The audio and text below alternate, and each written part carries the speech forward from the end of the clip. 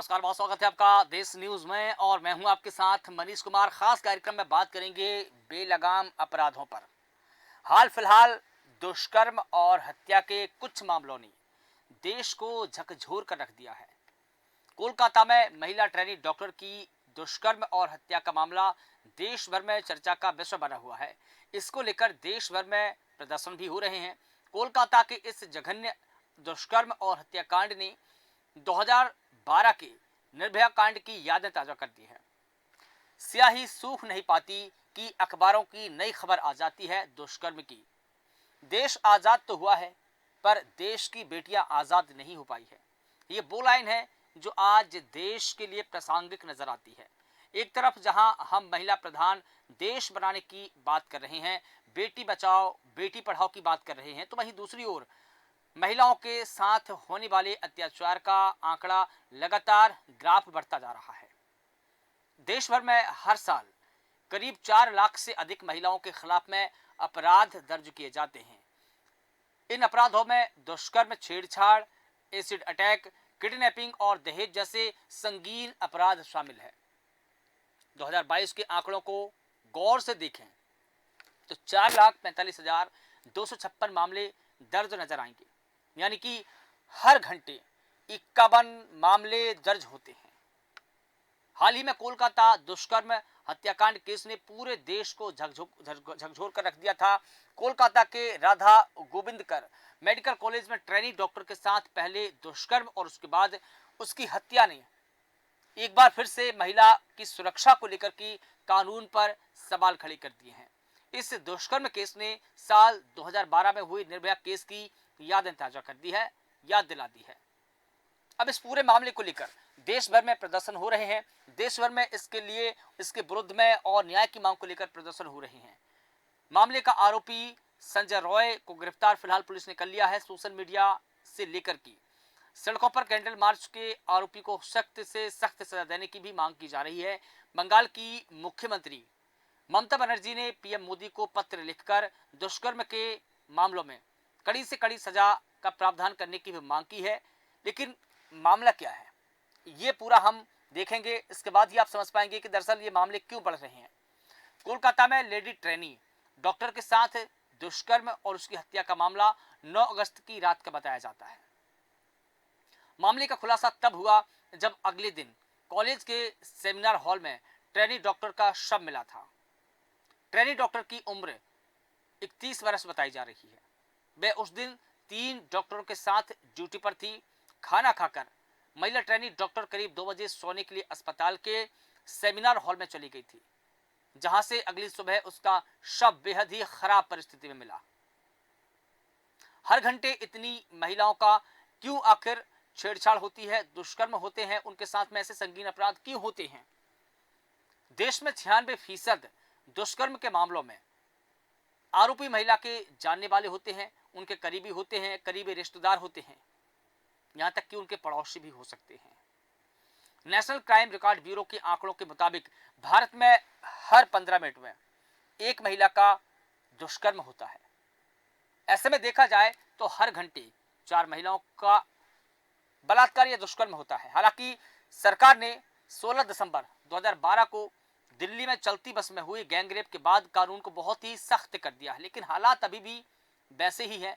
हालात बदले नहीं है, बल्कि जस के तस है। इसके अलावा जुवेनाइल कानून में भी संशोधन किए गए थे, अमेंडमेंट उसमें भी हुए हैं।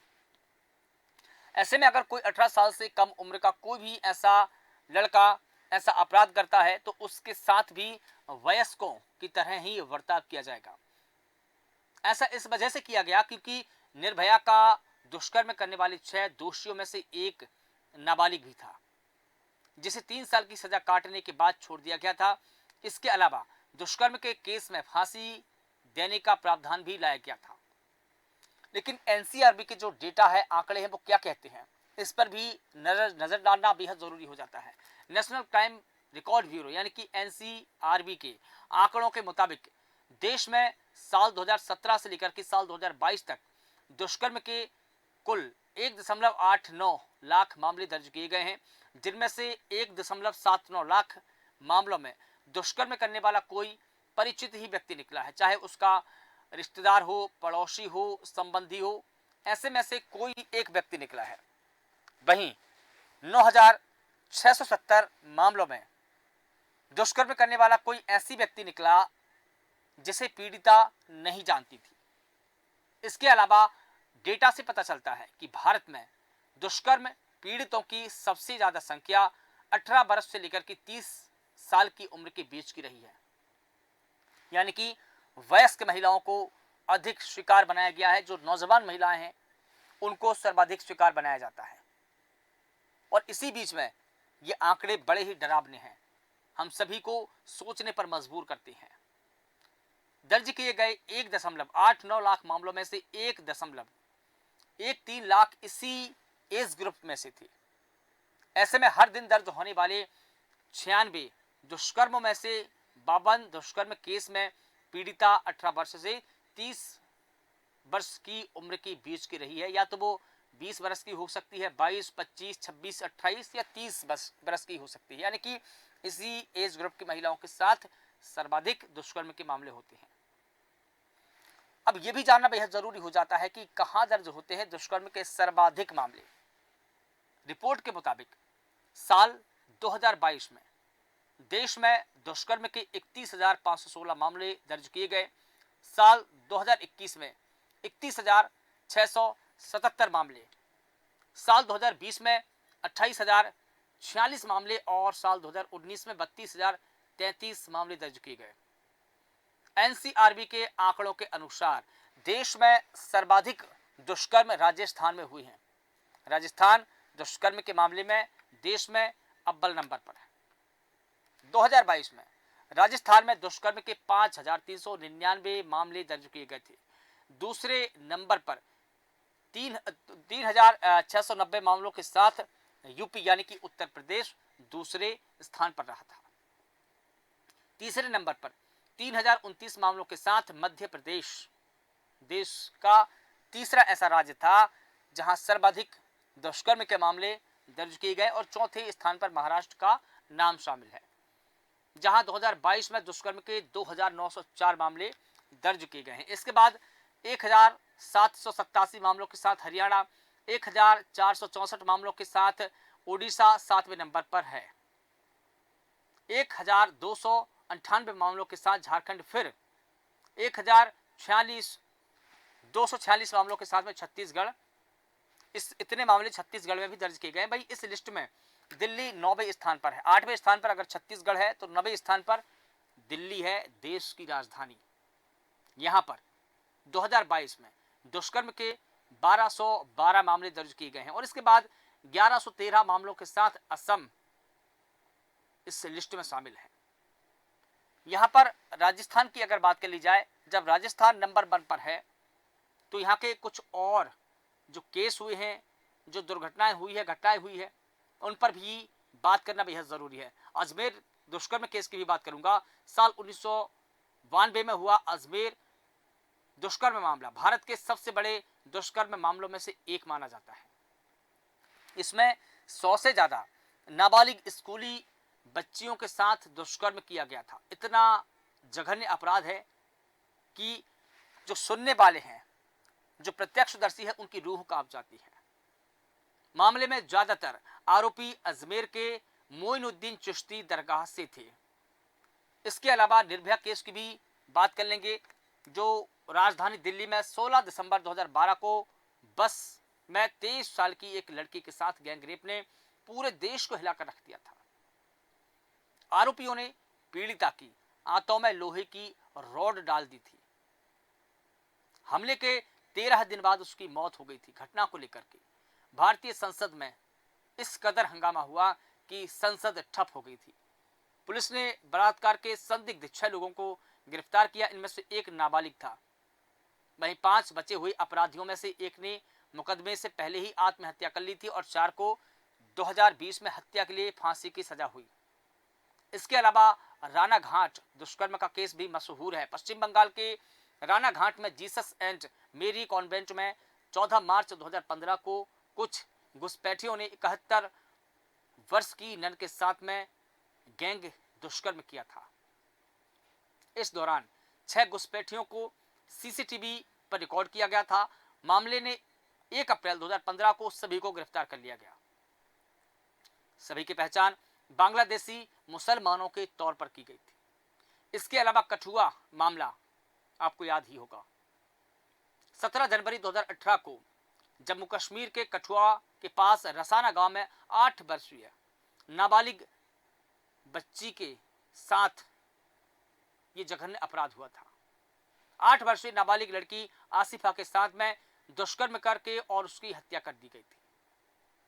अप्रैल 2018 में मामले में 8 लोगों के विरुद्ध में आरोप दर्ज किया गया। आरोपियों की गिरफ्तारी के बाद देश भर में प्रदर्शन हुआ, हंगामा हुआ। अब सजा कितनी मिलती है, ये जो तमाम उदाहरण मैंने आपको बताए हैं देश के अलग अलग राज्यों से हैं, अलग अलग स्थानों से हैं। हाथरस कांड भी आपको याद होगा। लेकिन जो आरोपी है उनको सजा कितनी मिलती है अगर आरोप तय हो जाए तो? सरकार ने दुष्कर्म के दोषियों के लिए सख्त से सख्त कानून बनाए हैं। बीएनएस की धारा 70(2) के तहत अगर 18 साल से कम उम्र की लड़की के साथ दुष्कर्म, गैंगरेप का दोषी पाए जाने पर उम्र कैद और फांसी की सजा हो सकती है, ये प्रावधान है। इसके अलावा जुर्माने का भी प्रावधान है। वहीं आईपीसी में 12 साल की कम उम्र की बच्ची के साथ गैंगरेप का दोषी पाए जाने पर मौत की सजा दी जाती है। वहीं दुष्कर्म के मामले में महिला की मौत हो जाती है या वो कुछ बोल नहीं पाती है और कोमा में चली जाती है तो बीएनएस की धारा 66 के तहत दोषी को कम से कम 20 वर्ष की सजा देने का भी प्रावधान है। इसके अलावा शादी का झूठा वादा करके, नौकरी में प्रमोशन देने जैसे वादे करके फिजिकल रिलेशन बनाने पर भी 10 वर्ष तक की सजा का प्रावधान है। और ये सारे कानून निर्भया कांड के बाद ही बनाए गए हैं। साल 2012 में निर्भया कांड के बाद सरकार ने नाबालिगों के लिए भी कानून बनाया था। ये कानून पॉक्सो यानी कि protection of children from sexual offence act था। ये कानून 18 साल से कम उम्र के लड़के और लड़कियों दोनों पर लागू होता है। ये कानून बच्चों को अश्लीलता से जुड़े अपराधों से बचाता है। कानून के तहत 18 साल से कम उम्र के बच्चों के साथ किए गए यौन उत्पीड़न में मौत की सजा का प्रावधान हो गया है। हालांकि पॉक्सो में पहले मौत की सजा नहीं थी, लेकिन बाद में जोड़ा गया है। साल 2019 में इसमें संशोधन यानी कि अमेंडमेंट किया गया और इसमें ये धाराएं भी जोड़ दी गई।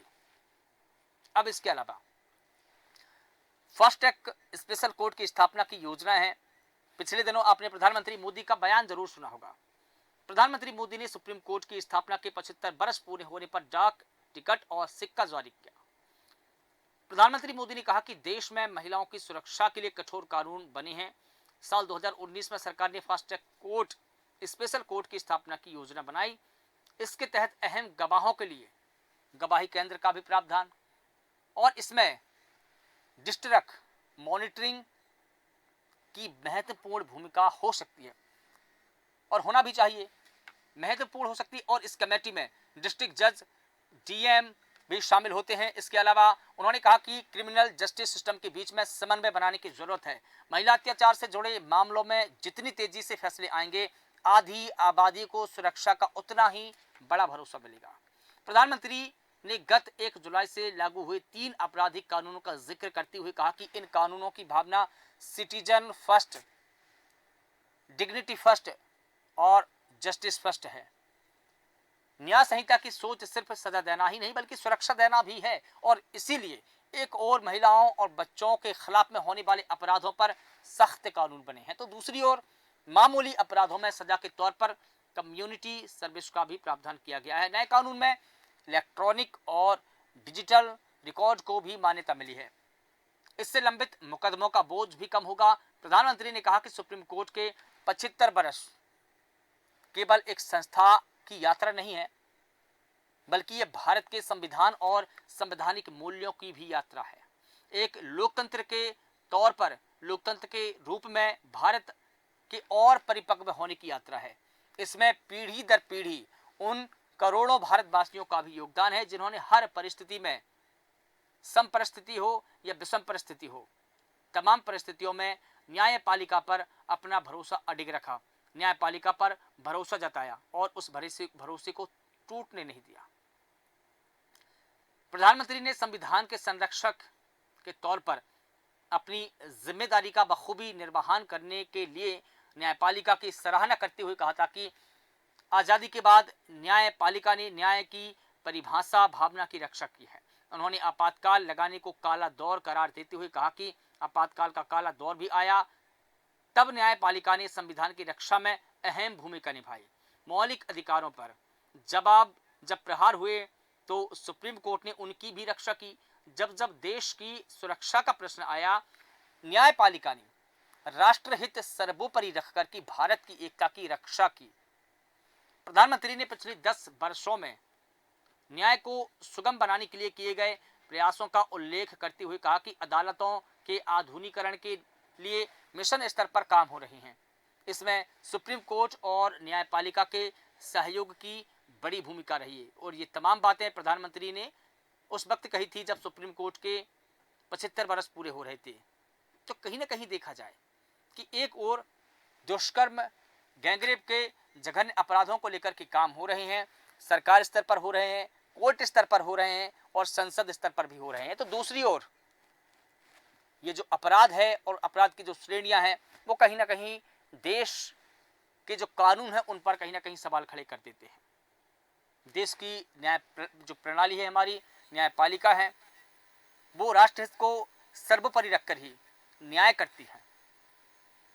लेकिन फिर प्रश्न ये उठता है कि देश में ऐसी क्या सोच है, सामाजिक परिवेश है और कमी कहाँ रह गई है कि आज भी हम उन आंकड़ों पर और भी बढ़ते जा रहे हैं, जबकि होना ये चाहिए था कि 75 वर्ष जब हमारी न्यायपालिका के हो चुके हैं, एक ऐसे दौर से हमारी न्यायपालिका गुजरी है जब आपातकाल जैसा काला दौर भी उसने देखा, फिर भी हम उस दौर से फिर गुजरने वाले हैं, गुजर रहे हैं। कहीं ना कहीं हम फिर भी उसी दौर में ना पहुंच जाएं, ये सभी के लिए चिंता का विषय है, न्यायपालिका के लिए भी, विधायिका के लिए भी और कार्यपालिका के लिए भी, और कहीं ना कहीं हम सभी के लिए और समाज के लिए भी। फिर देखना होगा कि हम ऐसे मामलों में फिर तेजी ना आए और फिर किसी बेटी निर्भया ना बने। ये हम सोचें, ये सोच को लेकर के चलना पड़ेगा, समाज को बदलना पड़ेगा। फिलहाल देश न्यूज़ के खास कार्यक्रम में बस इतना ही। देश और दुनिया की तमाम बड़ी खबरों के लिए आप लगातार बने रहिए देश न्यूज़ के साथ। नमस्कार।